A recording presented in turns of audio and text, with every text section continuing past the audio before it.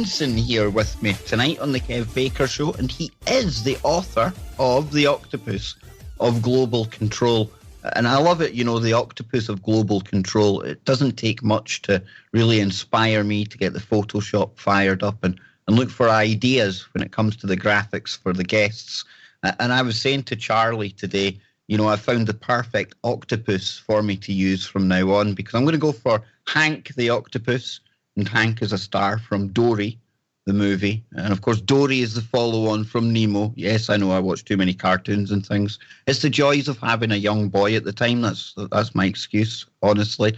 But with the world being so upside down, bizarro land that I often call it, what better than a cartoon octopus to place on the top of it? So that's it. From now on, it's Hank the Octopus.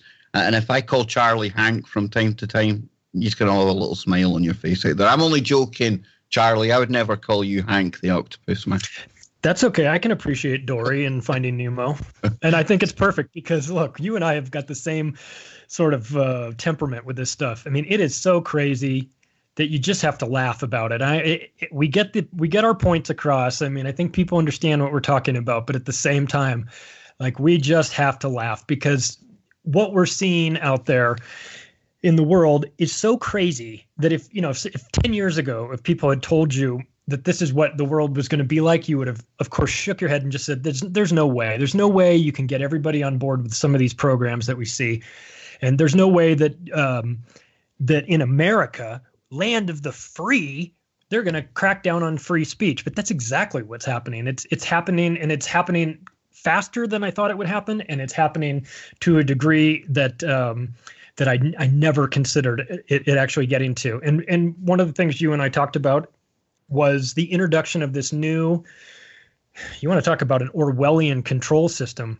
This is the lost pages of 1984. You see, there was bits that George, when he was editing the book, he thought, no, this makes it sound ridiculous. I need to get rid of this. This is going too far. And this is the part now that the New World Order are actually using as an agenda, as some kind of like to-do list. This is probably the most important technological surveillance, free speech suppressing technology I've seen in quite some time. And that is a new company called NewsGuard.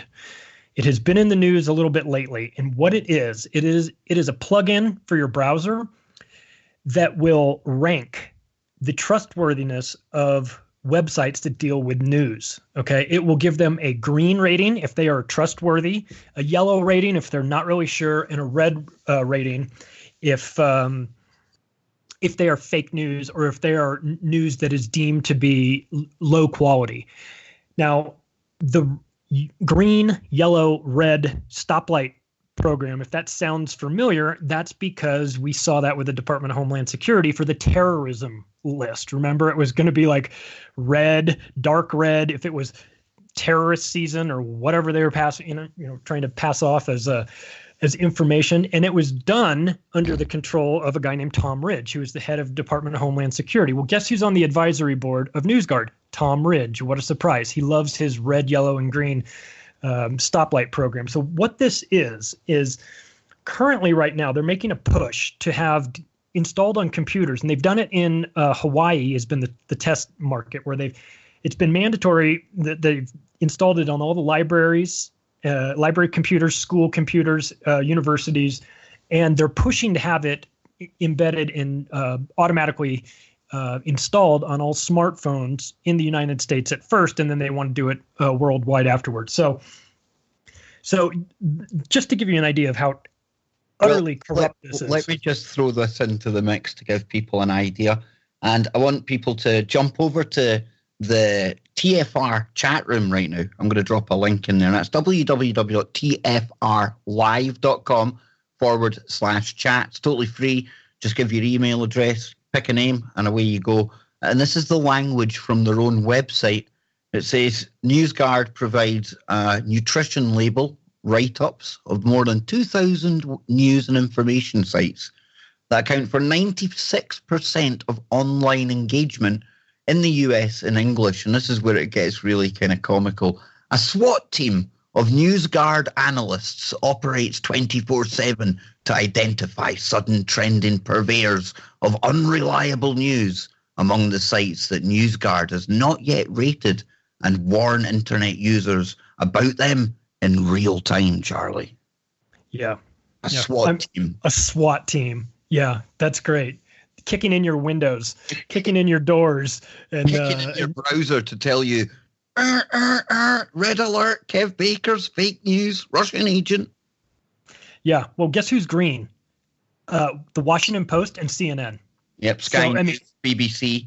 Yeah. Yeah. Those are all green. Those are trusted news sources. There no fake news or lying to you there. I mean, that right there basically just submarines their whole case for being an objective observer. And then I'm going to get into who is on their advisory board and also who their investors are. And you are going to see by the time I get done with this, that this is a totally corrupted organization that is pushing to silence anybody that has an alternative view on what the corporate media wants you to believe. So yes, you mentioned the SWAT team of NewsGuard analysts that are coming. So who owns this company?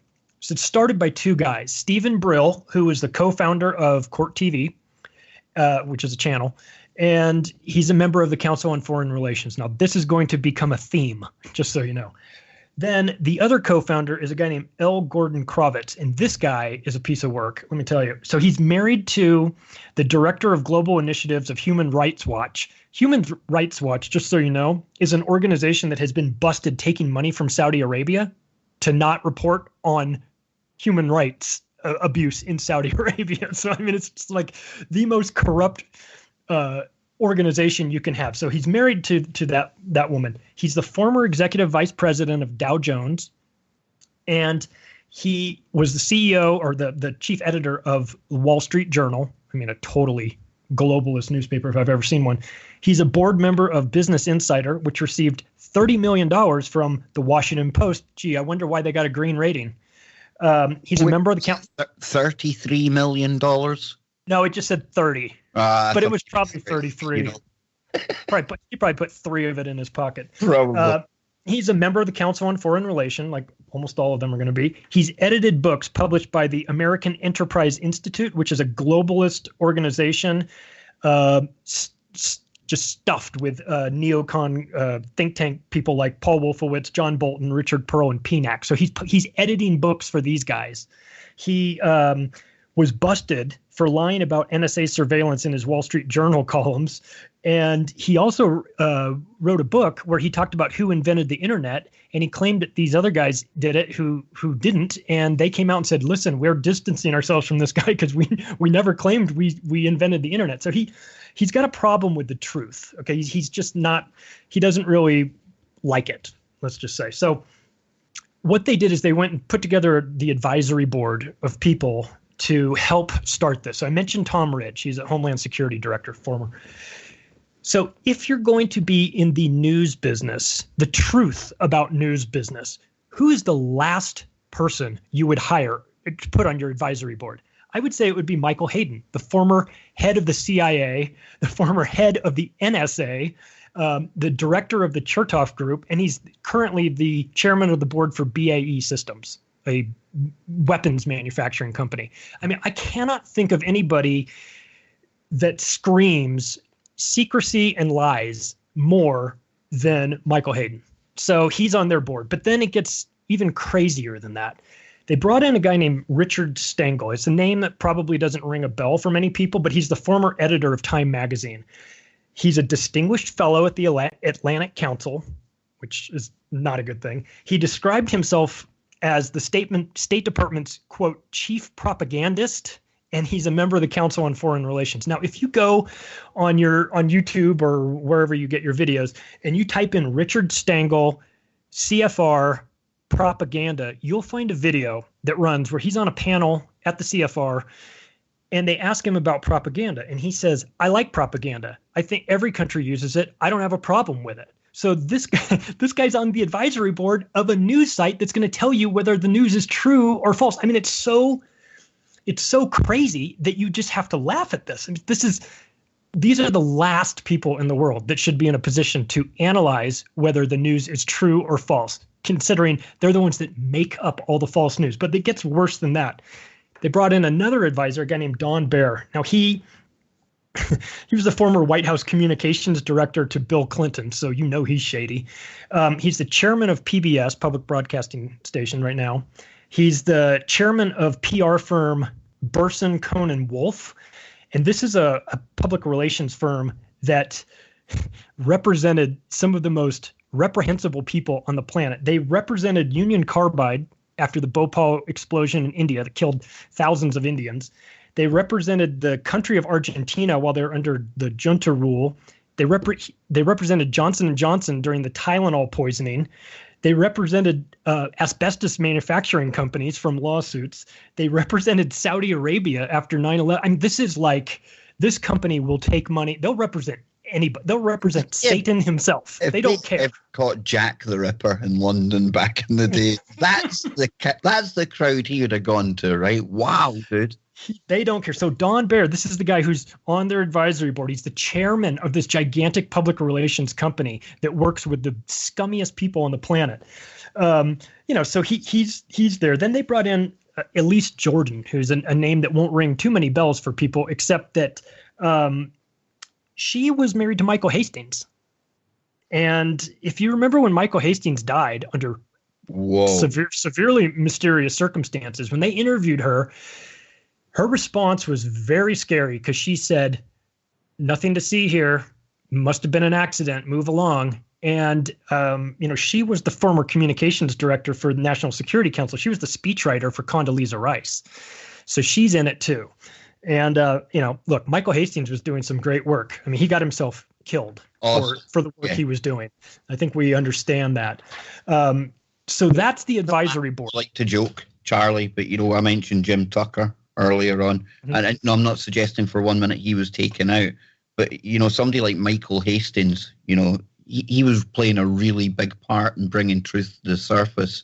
And it shows you, when you get too close to real truth, because, there's so many different variants of truth nowadays with all the information that's out there. What is truth anymore, right? But it's a dangerous game. And although we laugh and joke, it's nice to take time to you almost pay respects to people that have gone before us. Yeah. I mean, he was one of them. He was, he exposed Stanley McChrystal, and, then his car hit a tree at 100 miles an hour going down San Vicente in Los Angeles, a street I've driven down hundreds of times. It's hard to go 100 miles an hour down that street, even at 4:00 in the morning. But that's the story we were sold. So, I guess it must be true if the mainstream media told us. So NewsGuard has brought in an advisory board, like a who's who of liars and scumbags. But then their investor pool is just as bad, maybe even worse. So the lead investor is a company called Publicis Group. They're the third largest global communications company in the world. They how much of them does George Soros own? Come on, he's got to come into that somewhere, right? He's got to be in there. Well, there's one of the subsidiary companies called Corvus represented Saudi Arabia after 9/11 as well, and they worked to whitewash their reputation as a human rights violator. So, we're noticing a theme here as well: protect Saudi Arabia at all costs. Got to be a member of the Council on Foreign Relations. But Publicis Group also owns Saatchi & Saatchi, which is a huge advertising agency, and this will come into play a little bit later when I tell you what they've got. They've got another product that they're going to be selling, but I'll get to that in a second. They also brought in a company for an investor group called Blue Haven Initiative, and that is a group partnered with the Shell Foundation and with the Omidyar Network. So Pierre Omidyar, who is the founder of eBay, and he's sort of gotten himself to become a bit of a sketchy individual who's financing lots of media companies that like to lie to people. So I'm not really surprised that he's involved in this. But this Blue Haven Initiative is owned by one of the Pritzker family kids. They're a lot like the Walton family, where there's like 6 or 7 of them. They're all worth about $2 or $3 billion each, but combined, the family's worth just about $30 billion. The family owns the Hyatt hotels. They own Royal Caribbean. They own TransUnion Credit Union. But they were the second largest contributor to the Hillary Clinton campaign. So here we go. We've now got a group with ties to the... Chipping in on GoFundMe for a new furnace for the devil. No. I mean, if you think about it, you could raise money from just about anybody. But they've chosen their investors carefully. The investors have to have something that they want, something that will further this agenda. So Publicis Group has access to advertising agencies, and they're also a public relations firm. So they can spin the lies. In fact, they're in the lying business. That's what public relations is. Blue Haven Initiative also has deep pockets to people that are tied to the Clinton Foundation. Then you've got John McCarter as another investor. He's a former senior vice president at Booz Allen Hamilton. As we know, that's where Edward Snowden worked, where his focus, he specifically focused on Monsanto, ConAgra, and Cargill. Those were his big clients. So now you've got Monsanto with a seat at the table, and with a group that has invested in telling you the truth about news. How long do you think it will take before a news, an alternative media platform that tells the truth about how awful Monsanto is slapped with a big red label? That'll happen immediately. Okay, so they'll be protecting Monsanto, of course. They'll be protecting Saudi Arabia, as we see. They've got a lot of ties to that. So this is who they brought in to raise money from. And then the last guy on this list is a guy named Thomas Glosser. He's the former CEO of Reuters. Okay, we already know that Reuters was owned by the Rothschilds for 100 years or so. He's a board member of Merck. He's a board member of Morgan Stanley, and he's a board member of Publicis Group.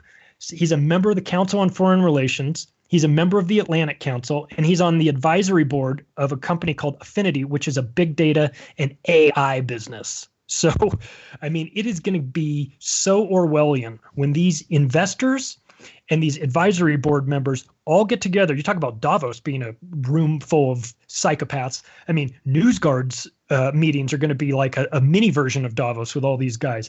And so you understand that what they're doing is they're putting people in positions within this advisory board or as an investor group that can make things happen easily and without too much of an uphill battle.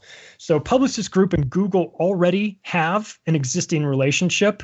And since Publicis Group is an investor in NewsGuard, it's not going to be long before NewsGuard shows up on all YouTube videos, all Google searches, and is pre-installed on all Android phones. That's coming. That's what they want to do. Definitely. And you can see almost like a variant of this already. It's not so dumbed down to the color coding. But if you go to YouTube now and you watch a video on moon landings, it'll have a box underneath it and it'll give you a link to the kind of Wikipedia. Remember when Wikipedia used to be kind of laughed at as well by the powers that be? Oh, you can't use that as a source, yet they use it as one of its fact checkers. So I don't know, try and figure that one out. But yeah, that's part of this, isn't it? And I was just thinking, listening to you there, if the internet had been alive and well and up and running in World War II, Joseph Goebbels, the propaganda minister, this is the sort of thing he would have rolled out. Oh my God, he'd have been on the advisory board. Absolutely. Imagine the Stasi in East Germany. This is their kind of thing, man, if the internet had been around. And I know it sounds a bit like crazy to say, but this is just like the Stasi. This is worse than the Stasi. This is worse because they have a plan.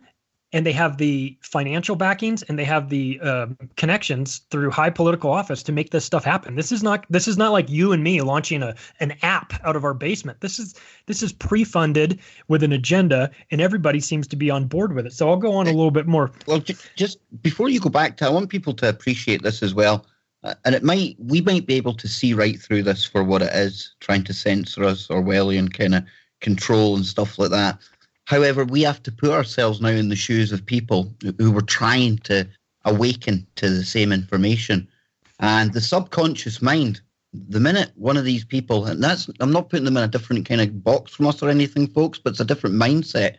The minute they're greeted by this color coding system, the programming that we've had, over in the UK, the green, the amber, and the red and things, the traffic light system, that is going to have an effect on how we view the story, or how people who don't really know what's going on here, how they view the actual story, the material they're looking at.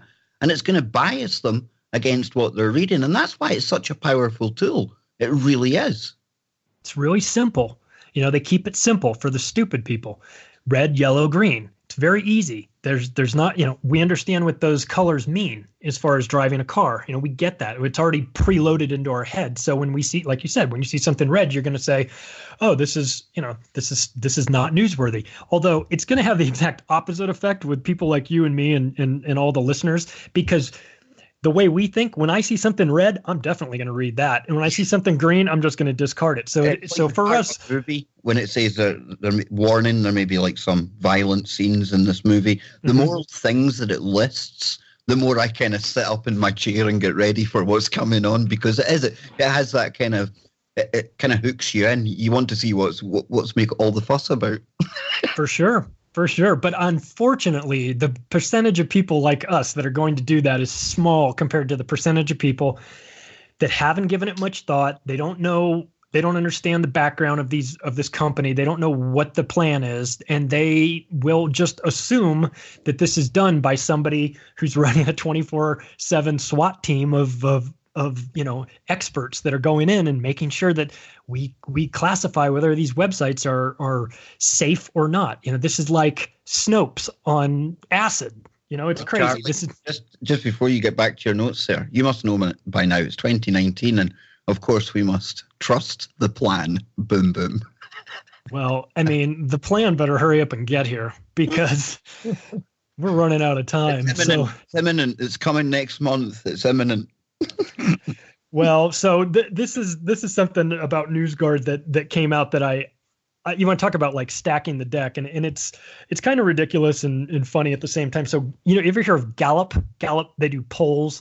So they did a poll. Gallup released a poll stating that 89% of users of social media and 83% overall want social media sites and search engines to integrate NewsGuard ratings and reviews into their news feed and search results. 89% said that. You know what they failed to tell people? NewsGuard paid Gallup for the poll. They paid for the poll. Nothing. Don't worry about that, Charlie. That doesn't buy us anything. And the poll was only 706 people, and they're so cheap that they only paid each person $2 to take the poll. Was it like the night shift of SWAT team waiting to go onto their computers at NewsGuard that they polled? I mean, this is crazy. So you take this and you add in. Remember, Facebook said they were going to hire 20,000 people to sift through all of the posts, and this is, I mean, like you said, call it a machine learning bot.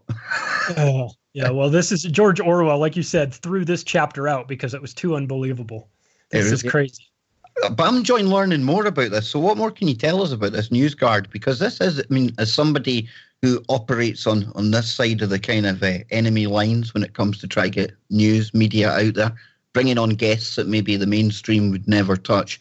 I mean, what else can you tell me about NewsGuard, dude? Well, I'll tell you a little bit now, and then when we get back from the break, I'll go into the other product that they have. But their plan is to have this NewsGuard widget pre-installed on every browser and on every cell phone in the United States, and then they're going to branch out and do that internationally. So they're going to test. The first test market will be all the sheep in the United States, and if it goes well, which I'm sure it will, then it will expand out from there. But imagine that. So to us lemons over in the EU as well. Don't you worry. It'll come across the Atlantic, no problem at all, dude. Yeah, you're getting it next for sure. So once it gets high ratings here, but you look into who they're partnered with, and they're only like 1 or 2 degrees away from having relationships with Microsoft. That their investors have already had relationships with that. So it'll be preloaded on Windows. It will be preloaded on Microsoft phones. Like I said, Google is already in a partner with Publicis Group, so it won't be long before that. Saatchi and Saatchi have all their advertisers. It'll be pushing it down that pipeline as well. So there's, look, I gotta give them credit. They have a plan. It's an evil plan, but they've got the right people in place to make this work. I mean, the only thing that they could add to this that would be, make it even more diabolic would be to have George Soros as an investor. And I wouldn't be surprised if he's got some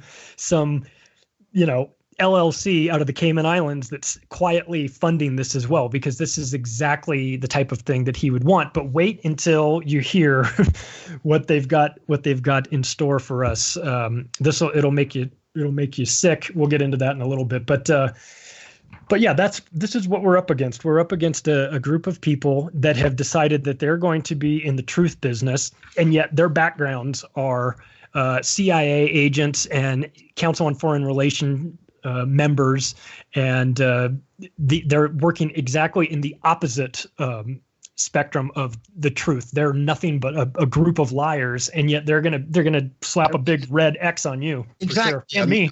If they were being the harbingers of truth, right, wouldn't it be fair to alert people both inside and outside of the US that back in 2014 they repealed the Propaganda Act? So any media organization at all operating out of the US, by definition of that being repealed, means that anything on that website, anything they say from their talking heads, could well be government-sponsored propaganda. Shouldn't that be something that NewsGuard SWAT teams are telling people around the world? And therein lies the problem, folks. We'll be back on the other side to find out even more about NewsGuard, more from Charlie, and Johnny Nichols will join us after the break. On over to the official sponsors of the show over at getthetea.com, where you can check out the Life Change Tea and the many other products over there, folks. You know, I don't ask you very, very often, and I don't take too much time out of the show to do this kind of thing, but I really do urge you, head on over there and check out the products. And if you do decide to get something, remember, let the team of Ronnie and Lisa over there know that you heard it on the Kev Baker Show first. So that's Get the Tea over at getthetea.com. And one of my good friends from social media, we have a good back and forth from time to time. We're going to get him in gaming soon as well. Armand in the TFR chat room. He's dropping the link to his YouTube channel in there. And Armand, he streams. He does a bit of dog grooming. I urge all of the KBS followers and the TFR family, go and check that out. Click subscribe. And let's get Armand on the way as well, because we're a big team here. We have to pull together. We have to promote each other. And we have to stick together. You know, even people that we sometimes disagree with in these times of censorship, that is absolutely essential, because if one loses their voice, then theoretically we're all going to lose our voice. And you might not like Alex Jones, but he's the perfect example of this. He's so polarizing. People love him. They absolutely hate him. But it's important that when what happened to him, the censorship, and I'm not here to debate whether it was all fake for show or whatever. I don't think it was. It was a precedent setter. And, you know, all of us back then, at the time, you know, we really said we had to speak up for Alex. And we can see that the censorship isn't going away. And that's something that I'm glad we've been getting back into tonight with tonight's guest, Charlie Robinson, author of The Octopus of Global Control. We'll be getting back into that in a moment again. But before we get there, I have got not one, not two, but three octopus, or is it octopi, on the show tonight. Johnny Whistle's the latest octopus to join the show. And no, it's nothing. I've got nothing. I'm not baldest. I'm not making fun of the boys for like having not much grass on top. But I tell you what, guys, you do resemble the head of an octopus. Johnny Whistles, how you doing, man? I'm fine, Kev. And as you know what they say, grass doesn't grow in a busy street. Absolutely. It's like one big, giant, mutated hydra, dude. No, I'm just having some fun, Johnny. That's why I like having Charlie on once a month, because we always said, you know, you've got to be able to have a laugh about this stuff, John. And it's not that we find it funny or we're disrespectful or anything like that. It's just that it's a coping mechanism to get through the craziness, man. Well, it's a coping mechanism, because listen to you for that last half hour, Kev. And honestly, Charlie, I don't know how you do it. With the names that just seem to roll off your tongue, it is incredible. Your memory is amazing. But I mean, the kind of people that we are dealing with, Kev, it just seems to be it's going to take a hell of a lot of work to get anything out of this kind of a system. But just before I hand it back to you, Kev, for the show, as you know, I like meeting up with the listeners. Well, I'm going to meet another one, a guy. Yeah, a guy called Kevin Michael Green. Dude, you are, I mean, I'm no stranger from ambassadors, as you know, Johnny. I've rubbed rubbed shoulders with these people before. And I think, you know, we should have an inauguration of the first ambassador of the KBS show. We could get you a seat at the UN, dude. So tell us, when you going to meet Kev? What's happening, man? Well, we're going to get in touch. We're going to meet up and go for a coffee and a couple of herbal cigarettes in a park somewhere, and we'll have a wee laugh. He's going through some medical problems himself, so it'll be pretty good, Kev. I'm looking forward to it because he seems quite a nice fella. Absolutely brilliant. You see that? That's Johnny. He adds the very, very personal touch to the KBS show. Alistair McKenzie, he was giving you a shout out there. Our chief researcher, brings us a lot of links, Johnny, and he's laughing at the whole Johnny Octopus head. I think I'm going to have to stick with this one. Again, though, is it octopus or octopi? I'll need to check that one out. But no, maybe having a laugh, Charlie, and some comedy. It's going to be very, very effective, and it might be the way to go into the near future. I don't mean we start ridiculing everything. I don't mean that in the slightest. However, you look back over the ages, the court jester, sometimes they were the only one that could really crack a joke about some of the stuff that the people in power were getting up to and get away with it. And, something like that can be very, very powerful when there is this draconian and harsh censorship, stifling of information, the truth. Somebody speaking the way that they shouldn't. You've got the whole kind of, for example, the transgender issue in the news right now, cracking a joke, not to be disrespectful to that group of people, but because it's just so alien to what people are hearing, enough to snap people out of that kind of programming that they've been put into. So I think the more we go into the future, the more that we're going to be successful with this show, Charlie. Well, I always liked how Jon Stewart did it on his show. He told you the news in a funny way and poked fun at it, and you could tell it was a joke, but he wasn't. He was informing you in a way that didn't seem like you were watching the news. It seemed like you were watching a comedy show, and to me, that was always more appealing.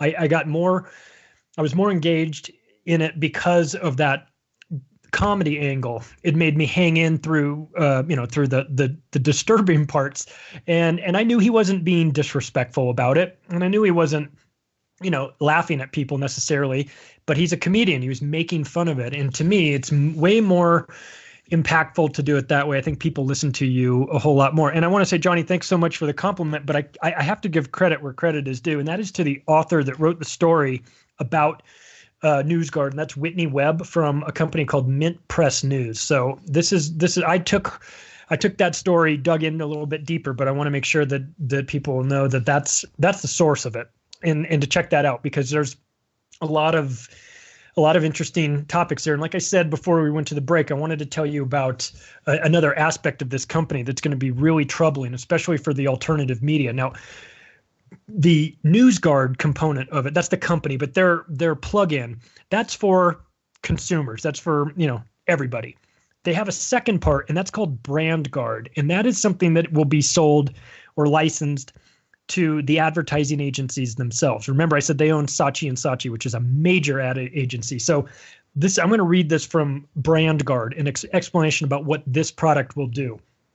Brand safety tool aimed at helping advertisers keep their brands off of unreliable news and information sites while giving them the assurance they need to support thousands of green-rated news and information sites, big and small. So what they're going to do, they're going to be using advertising agencies and the connections that they currently have to adopt a blacklist of news sites deemed unreliable by NewsGuard. At the very least, all of Publicis Group's clients, like I said, Saatchi & Saatchi.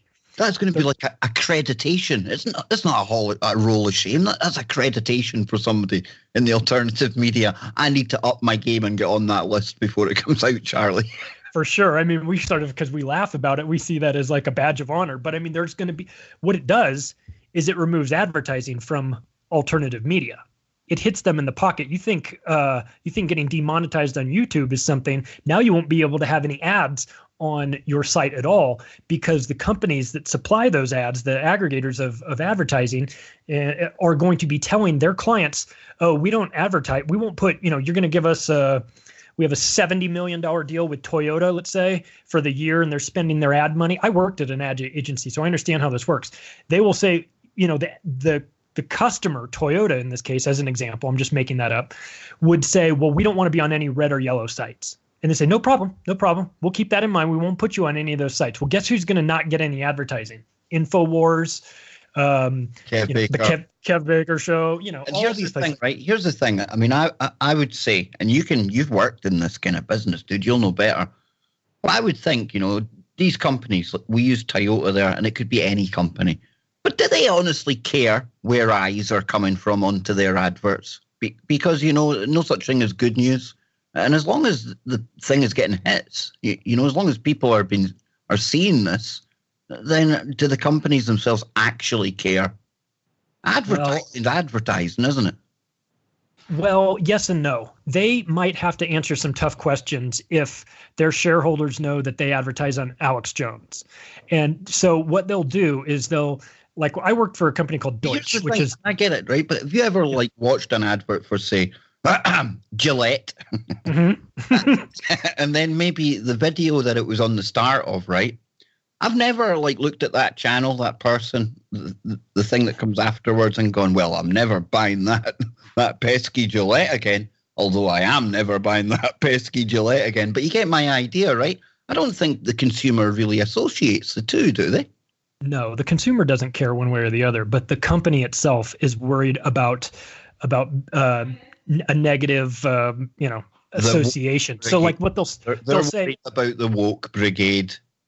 I worked there a long time ago, but they would say something like, we want to advertise on the radio, but we won't do Howard Stern or Tom Likas or any of these controversial ones. So you have to take them out. So there's certain criteria that they'll put in there. And that's not because they don't want those listeners. They do, but they just don't want to be associated with something controversial. So the brands themselves are scared that they will advertise on a site that brings negative attention to them, right? That whatever the host, whatever the let's say the radio show, let's say you advertise on Howard Stern, you're worried that Howard Stern will say something really bad and that your ad will come on right after he says that. So they don't want any part of that. So they'll remove that that'll be a criteria that you won't be allowed to place ads on that. So this has kind of been happening for a while. I do get it. You don't really want Coca-Cola associated with gay frogs. Right. Exactly. Now it might not be like I said, it's going to be, I don't necessarily associate a brand with who they advertise on, but the brands themselves are very sensitive to that. They don't want to be perceived as being somebody that is supporting a troublemaker or a controversial host. Some do, but most major brands are so scared of the negative pushback that they would be worried about that. So what BrandGuard is going to do is they're going to set the advertisers and the advertising agencies' minds at ease by saying, listen, you can trust us. If we say it's green, it's good. If we say it's red, it's no good. So just license our software and hire us. We'll be a part of your team. And then that way you can go back to your advertisers and say, it's okay. We're not going to run any of your Toyota ads on InfoWars because they're red labeled and we don't work with red label. So it's creating a blacklist. And what comes next, and this will affect you if my speculation comes to fruition. Amazon, the authors on there, they could easily color code that as well for the information contained within the books, Charlie. Oh, for sure. Absolutely. And this is a slippery slope. This is the beginning of this. And so, they've already, BrandGuard has, or NewsGuard, the parent company, BrandGuard, the product, is going to, because of their connections through Publicis Group with Google, can make it so that AdSense, the Google advertising platform, AdSense, is connected to it. So they can go to Google and say, don't run any AdSense ads on, don't run any of this advertising on any of these sites. And what it'll do is it'll cripple the alternative media or whoever wants to put Google AdSense on there. So you're losing every advertiser that has trusted Google as well. So that's a huge problem. And then what they can also do is Google can get around this. Instead of saying we're not censoring you, they can blame it on NewsGuard and their product BrandGuard and say, we're not censoring you. They are. They're the ones that gave you the red label, not us. Don't blame us. Don't come after us. Don't do that on, don't say that it's YouTube's fault. We're only going by what this company has said, and this company has rated you. So it's a way for Google to get around the responsibility of being, responsible for targeting platforms for demonetization. And this is why I think you hear a lot of calls for government regulation of like Facebook, YouTube, things like that.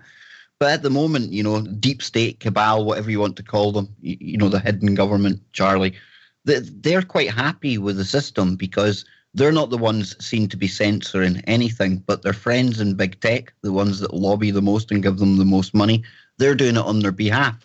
So, it gives them deniability. And now with this new company coming along, again, it's another layer of deniability. And Google, like you rightly say there, and of course I am a Google partner, a YouTube partner, so I'm right in the midst of this. I'm watching it rolling out as we speak. You are bang on that this is like a third-party censorship where, well, it's not the government, we can't do anything. They're just a company. And it's not us censoring you, so we're not impinging on your rights over there in America or the UK or anywhere else around the world. Nothing we can do about it. So this isn't a freedom of speech issue.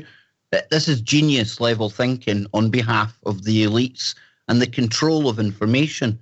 And Johnny, we've been doing this for a long, long time now, longer than I thought when you look back over the archives, dude. Episode 1052 tonight, if you can believe it. But how things have changed, John. And just listening to Charlie again here and opening up, I know you caught the last segment as well about NewsGuard.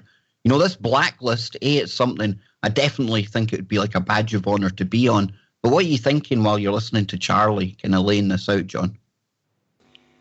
It just shows me how hard this is, Kev. Do you know what I mean? Would you say, these people that are going to, they will give them the red, the green or the yellow or whatever it may be. These are the people that are going to get you censored. Has ever anybody come up with an idea that, and the thing is, Kev, I don't know if you can really trust it, if they do come up with an idea that they can actually protect your data and make sure that nobody gets to it. Do you know what I mean? Anything that you put up, like a Facebook that was totally government free, anything like that. We've never ever had anybody come up with the idea, and I think it's because, Kev, that there is no workaround this. They've got it from every single angle. No, you're absolutely right, dude. Sorry, I was just typing in the chat room. Sorry, Johnny, I was listening to you though, and I think it sounds pessimistic here, and I'll get Charlie to weigh in on it when it comes to our data and things, and the companies using that third party, selling it all on, etc., etc. Charlie, I don't see any way around that. You can have these VPNs, private networks, and you can limit your use on social media, maybe. But we're literally living in this kind of technocratic panopticon. There's no way of escaping the kind of data harvesting and the data we put out there. Well, I think it's worth noting that Google is a military contractor as well. So anything critical of American foreign policy would be subject to demonetization, and Google would be able to remove AdSense ads from a website and just pin the blame on NewsGuard, like you said, and they won't have to face the backlash that they've seen with alternative media. They can outsource the blame to NewsGuard, which works great for them because they know they've been taking a bunch of heat for this, and they want to sell ads, but they understand who tells them what they can and can't really support anymore. And so this is a way for them to remove their support from websites that are critical of the American foreign policy or globalist foreign policy, in a way where they can just say, hey, listen, man, don't complain to us. We're only going by NewsGuard's rating system. So if you really want to complain to them. But this is why it's genius. Charlie, it's really smart. Yeah, this is why I think, though, or I would use it to show the most ardent, staunch Trump supporters out there. And let me state, nothing against people who support Trump.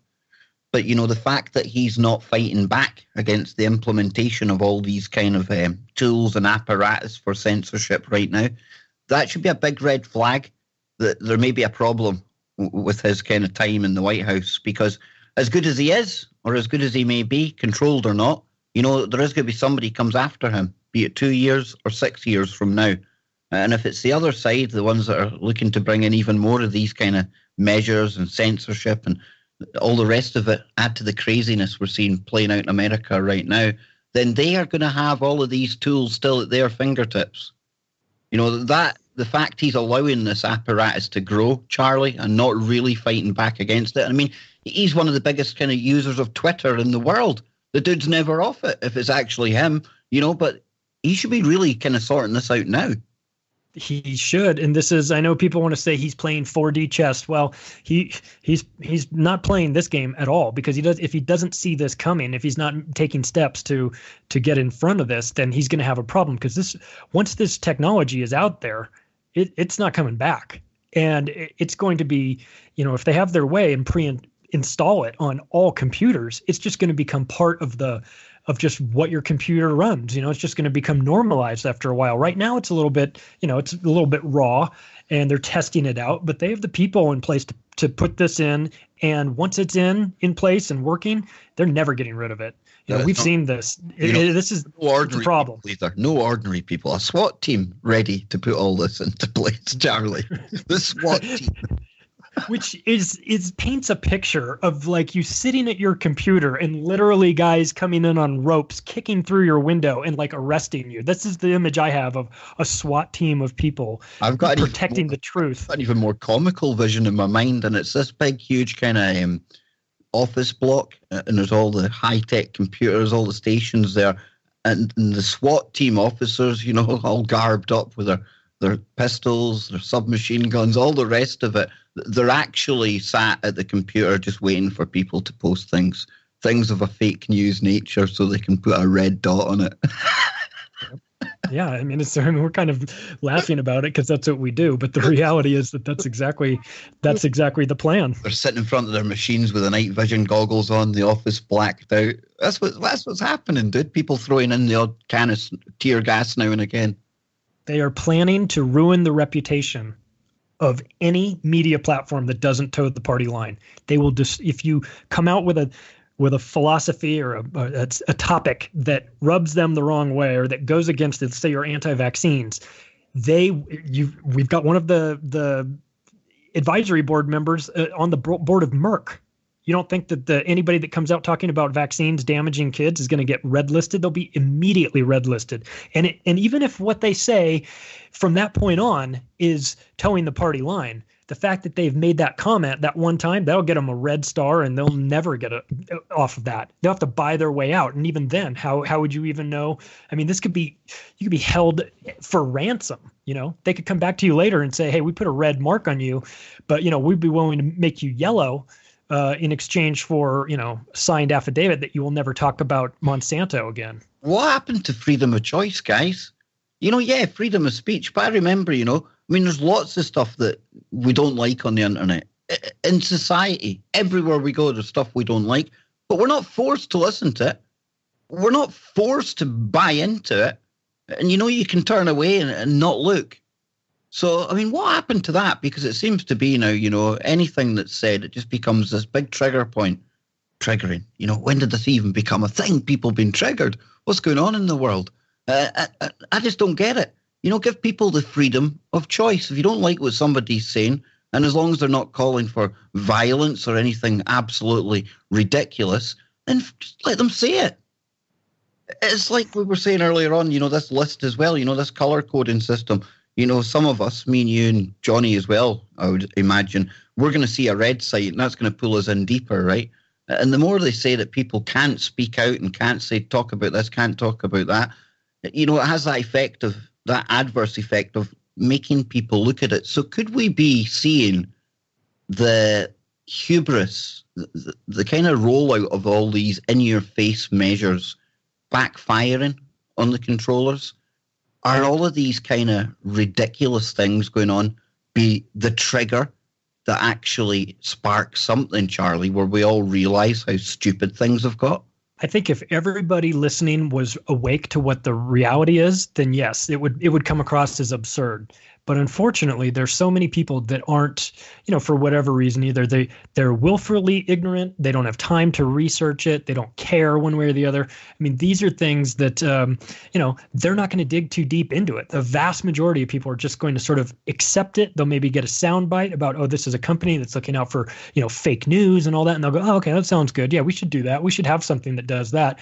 And it's a separate company. They'll just, maybe blindly assume that this is a company that's looking out for your best interest, never digging any deeper to see who's actually behind it. If you see that Michael Hayden, the former head of the NSA and CIA, is one of their advisory board members, and they're going to tell you what's truth, I mean, give me a break. I mean, to everybody listening, we're laughing. We understand that that's totally laughable. But the problem is that most people don't know who Michael Hayden is. They certainly don't know his background. They don't know he's an advisor. They don't know what the plan is, and they haven't thought about where this is going. I mean, this is going to a place that is going to be catastrophic for the truth getting out there. I mean, this is the Stasi having the internet and having the internet in their buildings, and just have total control over the narrative. Get out of line, you get whacked, lose your advertising, boom, you're done.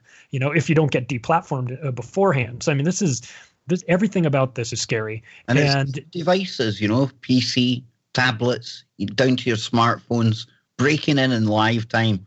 We have a laugh and a joke about this SWAT team. I personally imagine, okay, maybe it could be humans, I don't know, but over time, they're going to be training some AI machine learning bot that's going to take over. It'll see all the keywords, etc., etc. It'll keep learning. It'll keep closing down more and more of the information. More people, more sites starts losing that ability, their reputation, even the ability to put news out in the end. And that internet that was becoming smaller and smaller, we can all see it taking shape now, can't we? It's almost like the walls of the net are closing around us. That web, or dare I say it, the octopus of global control. Well, you like how I've done that, Charlie? We'll be back after these short messages for more with Johnny Whistles and Charlie Robinson and me, Kev Baker. Don't go anywhere. We'll be right back.